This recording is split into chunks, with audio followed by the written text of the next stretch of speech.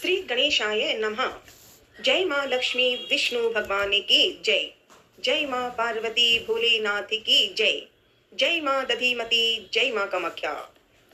लाडले हनुमान जी आपको प्रणाम। कोटि कोटि नमन, साथ रहना लाडले हनुमान। श्री हरि। गीता जयंती की अग्रिम अग्रिम अग्रिम बधाई।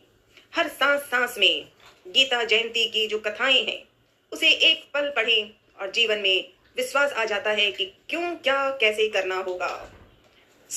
एक बार गीता जयंती पर ही कथा का भाव समझने का प्रयास। गीता जयंती वह पवित्र क्षण है जब अर्जुन नहीं, हर मनुष्य का हृदय श्री कृष्ण के ज्ञान से आलोकित हुआ। जब भीतर का युद्ध तीव्र हो जाए, गीता ही आत्मा का सबसे सच्चा आश्रय बनती है। श्री हरि। गीता जयंती पौराणिक कथा के अनुसार द्वापर युग में गीता जयंती के शुभ दिन ही भगवान श्री कृष्ण ने अपने मित्र अर्जुन को गीता का महत्वपूर्ण ज्ञान प्रदान किया था, जिसके कारण वह महाभारत के धर्म युद्ध को लड़ पाने का सामर्थ्य जुटा पाए थे। उस दिन के बाद से ही गीता को हिंदू धर्म के सबसे पवित्र और महत्वपूर्ण ग्रंथ की उपाधि दी गई है। मार्गशीर्ष शुक्ल पक्ष की एकादशी का दिन अत्यंत पवित्र धर्म है, क्योंकि इसी दिन कुरुक्षेत्र के युद्ध भूमि में भगवान श्री कृष्ण ने अर्जुन को गीता का उपदेश दिया था। इस दिव्य घटना की स्मृति में हर वर्ष, हर साल गीता जयंती मनाई जाती है। हरे कृष्णा। गीता जयंती कथा कर्म की अवधारणा को अभिव्यक्त करती गीता चीरकाल से आज भी उतनी ही प्रासंगिक है जितना तब रही। विचारों को तर्क दृष्टि के द्वारा बहुत ही सरल एवं प्रभावशाली रूप से प्रस्तुत किया गया है। संसार के गूढ़ ज्ञान तथा आत्मा के महत्व पर विस्तृत एवं विशद वर्णन प्राप्त होता है। गीता में अर्जुन के मन में उठने वाले विभिन्न सवालों के रहस्यों को सुलझाते हुए श्री कृष्ण ने उन्हें सही एवं गलत मार्ग का निर्देश प्रदान करते हैं। संसार में मनुष्य कर्मों के बंधन से जुड़ा है और इस आधार पर उसे इन कर्मों के दो पथों में से किसी एक का चयन करना होता है। इसके साथ ही परमात्मा तत्व का विशद वर्णन करते हुए अर्जुन की शंकाओं का समाधान करते हैं। वह गीता का आधार बनते हैं। गीता जयंती महत्व। गीता आत्मा एवं परमात्मा के स्वरूप को व्यक्त करती है। कृष्ण के उपदेशों को प्राप्त कर अर्जुन उस परम ज्ञान की प्राप्ति करते हैं जो उनकी समस्त शंकाओं को दूर कर उन्हें कर्म की ओर प्रवृत्त करने में सहायता होती है। गीता के विचारों से मनुष्य को उचित बोध की प्राप्ति होती है। यह आत्मा तत्व का निर्धारण करता है, उसकी प्राप्ति का मार्ग प्रशस्त करता है। आज के समय में इस ज्ञान की प्राप्ति से अनेक विकारों से मुक्त हुआ जा सकता है। आज जब मनुष्य भोग विलास, भौतिक सुखों, काम वासनाओं, काम वासनाओं में जकड़ा हुआ है और एक दूसरे का अनिष्ट करने में लगा है, तब इस ज्ञान का प्रादुर्भाव उसे समस्य अंधकारों से मुक्त कर सकता है। क्योंकि जब तक मानव इंद्रियों की दास्ता में है, भौतिक आकर्षणों से घिरा हुआ है तथा भय, राग, द्वेष एवं क्रोध से मुक्त नहीं है, तब तक उसे शांति एवं मुक्ति का मार्ग प्राप्त नहीं हो सकता। गीता जयंती एक प्रमुख पर्व है। हिंदू पौराणिक ग्रंथों में गीता का स्थान सर्वोपरि रहा है।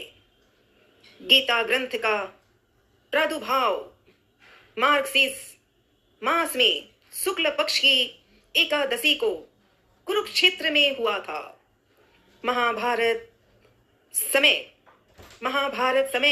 श्री कृष्ण द्वारा अर्जुन को ज्ञान का मार्ग दिखाते हुए गीता का आगमन किया होता है। इस ग्रंथ में छोटे छोटे 18 अध्यायों में संचित ज्ञान मनुष्य मात्र के लिए बहुमूल्य रहा है। श्री हरि अर्जुन को गीता का ज्ञान देकर कर्म का महत्व स्थापित किया। इस प्रकार अनेक कार्यों को करते हुए एक महान युग परिवर्तक के रूप में सभी का मार्ग दर्शन किया। मार्गशीर्ष शुक्ल पक्ष की एकादशी को गीता जयंती के साथ साथ मोक्षदा एकादशी भी कहा जाता है। मोक्षदा एकादशी का व्रत करने वाले मनुष्य को एकादशी के नाम के अनुसार मोक्ष प्राप्ति के योग बनते हैं। श्री हरि इसी दिन गीता जयंती होने से श्रीमद् भगवत गीता की सुगंधित फूलों द्वारा पूजा कर गीता का पाठ करना चाहिए। विधि पूर्वक गीता व भगवान विष्णु की पूजा करने पर यथाशक्ति दानादि करने से पापों से मुक्ति मिलती है तथा शुभ फलों की प्राप्ति होती है। गीता जयंती के दिन श्री विष्णु जी का पूजन करने से उपवासक को आत्मिक शांति व ज्ञान की प्राप्ति होती है, वह मोक्ष मार्ग प्रशस्त होता है। श्री हरि श्री हरि श्री हरि।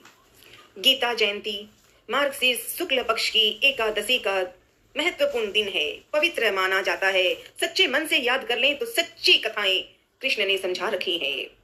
इसी दिन कुरुक्षेत्र के युद्ध भूमि में भगवान श्री कृष्ण ने अर्जुन को गीता का उपदेश दिया था।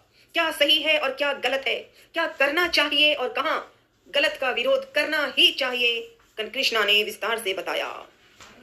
गीता केवल एक धर्म ग्रंथ नहीं बल्कि जीवन के हर पक्ष पर प्रकाश डालने वाली ऐसी शिक्षाएं हैं, ऐसी ज्ञान की बातें हैं जो 5000 वर्ष पहले जितनी प्रासंगिक थी आज भी उतनी ही प्रभावशाली है।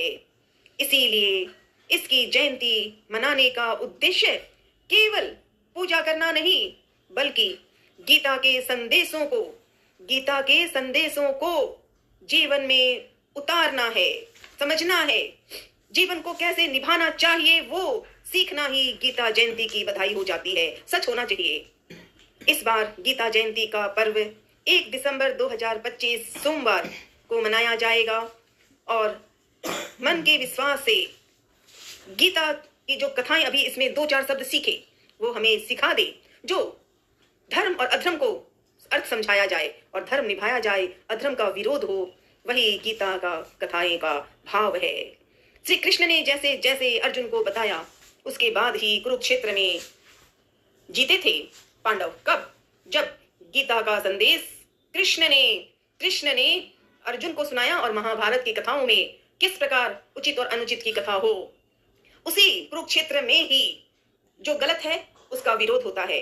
पर जो गलत नहीं करता लेकिन उसमें कुछ कथाएं हैं, कभी उन पर भी पढ़ेंगे, मनन करेंगे। कुरुक्षेत्र की इस युद्ध में जब बहुत लंबा समय बीता और पांडवों में ही बर्बरीक आए थे। बर्बरीक की हमारे यहाँ खाटू श्याम है, खाटू श्याम की जय। मनन प्रार्थना, गीता जयंती की अग्रिम बधाई। खुद ब खुद मैं अपने आप को बढ़ाती हूँ, बोलती हूँ ताकि 2 शब्द सीख पाऊं। हालांकि गीता जयंती की कथा अच्छी तरह सीखने के लिए कोई ऐसी व्यवस्था हो, असली व्यवस्था वो कान्हा की हो, जो कान्हा मुझे मदद करे तो मैं और अच्छी तरह सीख सकूं। लाडले कान्हा, ओ लाडले कान्हा बांसुरी वाले, साथ रहना। गीता जयंती की ढेरों ढेरों ढेरों अग्रिम बधाई। मनन प्रार्थना है, सिर्फ मनन प्रार्थना। पुस्तकों में पढ़ा और मन में खुशियां आती है कि अरे अरे ये कथा, और जीवन में सही और गलत सिखाते हैं। वो सबसे बड़ी ज्ञान की बातें, यही जीवन है। तभी तो कन्हैया समझाता है और हम समझ लेते हैं। लाडले साथ रहना। जय श्री कृष्णा, जय श्री कृष्णा, जय श्री कृष्णा। राधे राधे, हर हर महादेव।